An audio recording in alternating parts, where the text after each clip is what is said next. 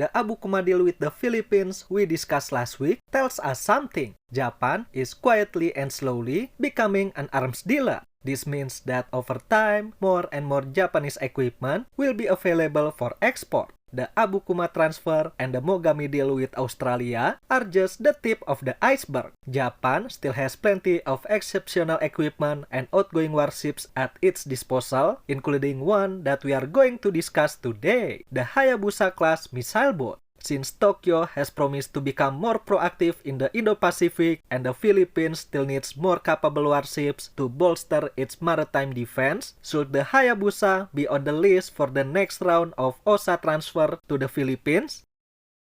To understand why the Hayabusa class makes strategic sense for the Philippine Navy, we first need to learn about the Philippines' geography. The country forms a key part of the first island chain, a series of archipelagos extending from Japan down through Taiwan and through Southeast Asia. It comprises more than 7,600 islands and creates an extraordinarily fragmented coastline spanning over 36,000 kilometers. Due to its archipelagic layout, the Philippines controls several vital sea lanes of communication and international shipping lanes, and at the same time, it transformed the nation into a natural defensive barrier and a complex operational environment for maritime security. To manage it, the Philippines divides its vast EEZ into distinct littoral defense sectors and critical regional maritime corridors, and 3 of them are highly likely to be directly involved in a naval conflict. The single most crucial maritime corridor that the Philippines has is the Northern Corridor, where the Luzon Strait and the Basi Channel are located. Not only does this corridor connect the South China Sea directly to the Pacific Ocean, but also considered a key waterway by the US in the defense of Taiwan. The Luzon Strait separates the Philippines from Taiwan by less than 400 kilometers, making it convenient as a staging area whenever the Taiwan conflict blows up. The Western Corridor covers the frontline EEZ zones facing the West Philippine Sea, stretching from Scarborough Shoal down to the Spratly Islands. Characterized by extensive reef systems and shallow shoals, the defense focuses on countering gray zone tactics, maritime militia swarms, and illegal incursions. And third is the Central Archipelagic Transit Corridors, where the San Bernardino, Surigao, and Mindoro Straits act as internal sea lanes of communication, allowing naval vessels and merchant traffic to move safely between the Western Seas and the Pacific without bypassing the entire archipelago. When the entire geography is a massive maze of shallow reefs, narrow straits, and high-friction choke points, big corvettes and frigates will have difficulties there. And that is precisely where missile boats come in handy. This naval asset isn't just a nice-to-have capability for Manila. The Philippines archipelago is the perfect hunting ground for it.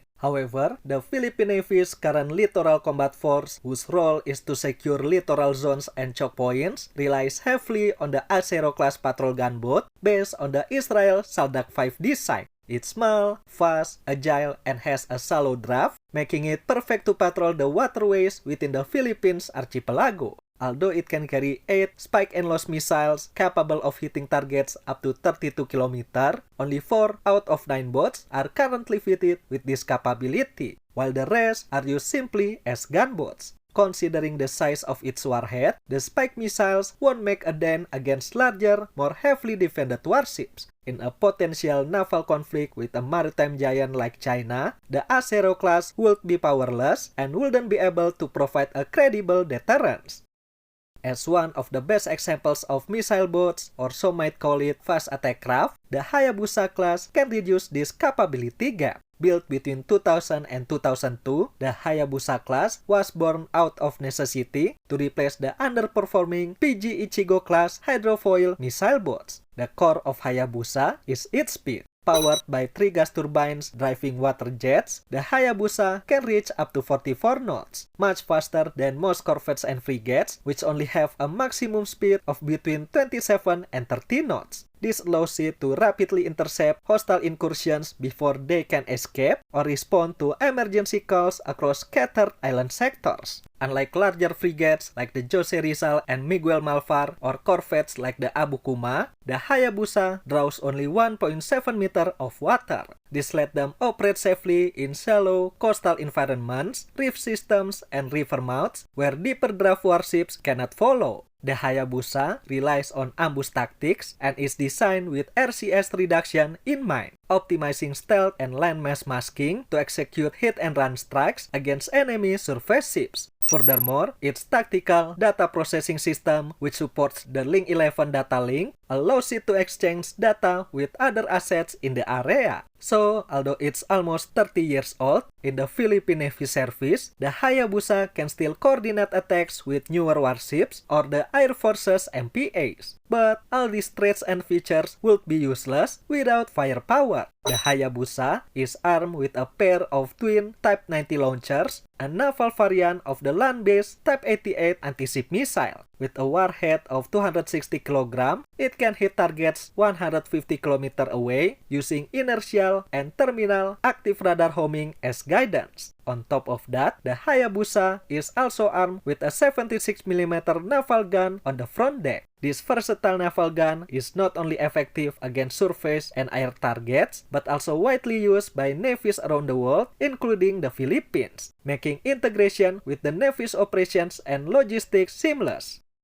Speaking as the Philippines' southern neighbor and as a fellow archipelagic nation, a missile boat fleet is a must-have asset for our navies. It's the perfect force multiplier for our geographic environment. When we are forced to defend thousands of islands, narrow straits, and shallow reefs against a numerically superior blue water navy, a missile boat fleet delivers key strategic and tactical advantages. Islands, coasts, and highland masses block radar signals by creating radar shadows. Small missile boats can hide behind these island features, effectively disappearing from long-range enemy sensors. Then it can pop out from behind an island, fire a salvo of missiles at enemy warships, and quickly retreat into radar cover before the enemy can react. Missile boats have one of the highest lethality-to-cost ratios among warship types, and for the price of a single frigate, a nation can field 5 to 6 missile boats. By spreading anti-ship missiles across a swarm of small, fast, and flexible boats, we can distract the enemy to target multiple decentralized threats simultaneously, severely diluting their strike efficiency. Missile boats typically have a draft of under 2 meters. They can navigate shallow threats, river mouths, and reef where heavier warships risk running aground. And they don't require massive deep-water naval bases either, making rearm, refuel, and resupply at small piers possible. Finally, archipelagic nations with small defense budgets like us won't achieve full sea control against major power. But with missile boats, we can achieve a cost-effective sea denial by making it too risky and costly for the enemy to enter our territorial waters. The Philippines' recent acquisitions were mostly geared toward controlling the open seas, but since some of the big-ticket acquisitions have already been carried out, I think this is the best time to look for missile boats to plug some remaining gaps. The quickest and cheapest way to accomplish this, in my opinion, is by acquiring the Hayabusa class, preferably with the OSA framework. And the timing couldn't be better, as the GMSDF transitions its surface fleet posture toward larger multi-mission Mogami-class frigates and newer long-endurance Sakura-class OPVs. The Hayabusa class is approaching the end of its operational life cycle in Japanese service, and soon enough, it will be ready for export. What do you think about transferring the Hayabusa to the Philippines? Should Tokyo and Manila start discussing it now? Share your thoughts in the comment section below. Thank you for watching everyone. I'll see you in the next one.